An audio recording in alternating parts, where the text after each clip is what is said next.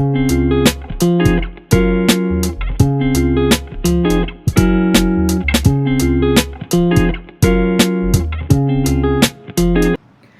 my name is Bichara Christopher. My metric number is 98342.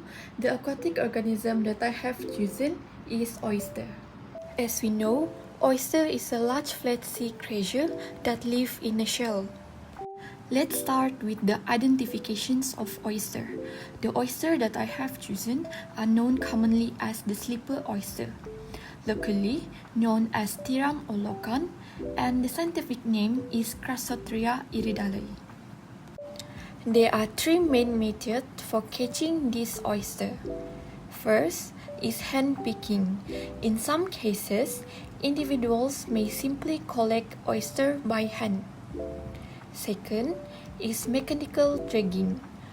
Large-scale operation may use mechanical draggers, which are dragged along the seabed to collect oyster in a bulk. Third is wild harvesting. Harvesters use hand tools like tongs or rakes to gather oyster from seabed. There are three common preparation methods of oyster. First, oysters are often enjoyed raw on the half shell, sometimes with a squeeze of lemon juice. Second, roasted. Grilling oyster brings out the natural flavor and adds a smoky taste. Third, steam. Steamed oysters are cooked quickly over high heat until they open up. I recently had the opportunity to visit Tiram Sinar Lentuang in Tuaran, Sabah. Tiram Sinar Lentuang is one of oyster farming operator places that offers several packages to enjoy oyster dishes, which is roasted, steamed, and raw. Oysters are generally considered a safe and sustainable food source because they are great source of various vitamins and minerals, such as zinc. Second, oysters have a low carbon footprint. Third, they benefit the environment through natural filtration and habitat creations. By being filter feeder, oysters help improve water quality by filtering algae and other pollutants from the water.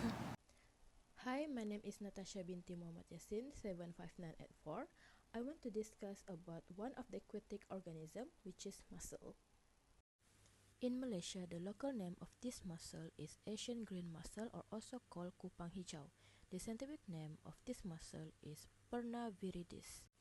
In Malaysia, Asian green mussel can be found attached on the rock at a certain beach. However, mostly Asian green mussel harvested from a local farm, which the mussel sticking on the blue plastic drum that used as a floating dock built by a local.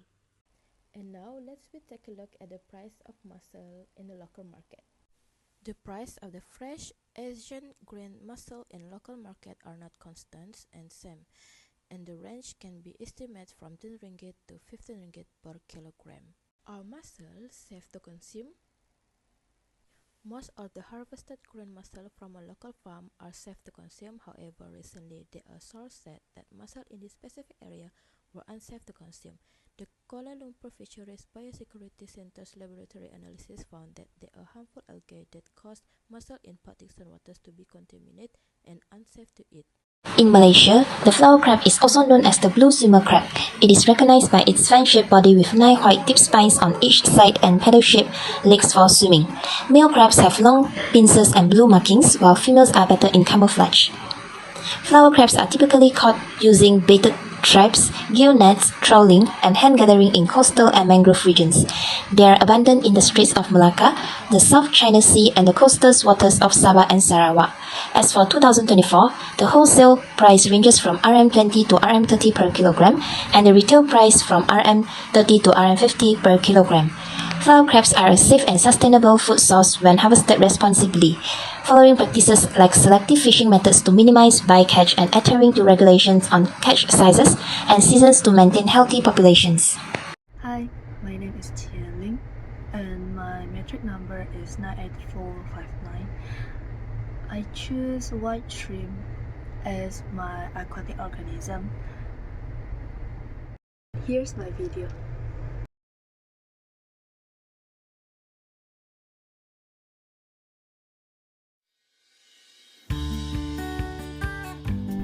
On 9 June, which is on Sunday, we went to the student community market for our mini project.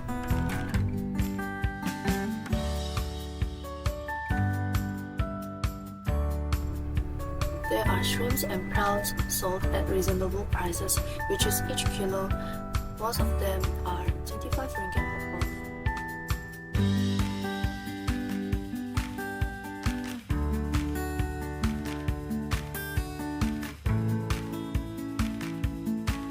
Several techniques used for shrimp fishery. Here we have traditional trap known as wobu.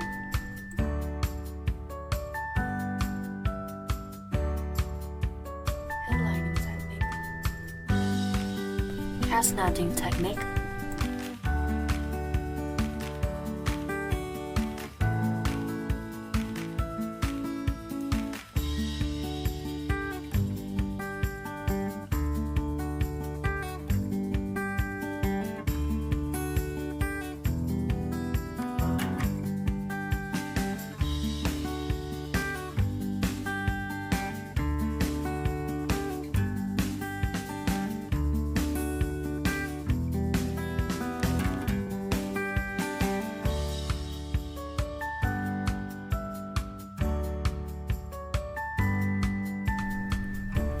And trolling technique.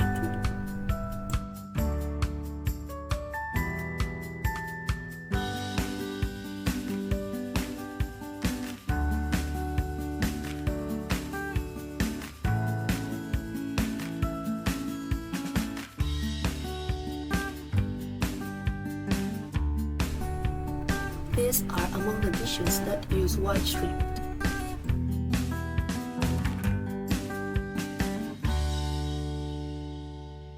Next, let's find for the flatfish. But there are too many types of fish here.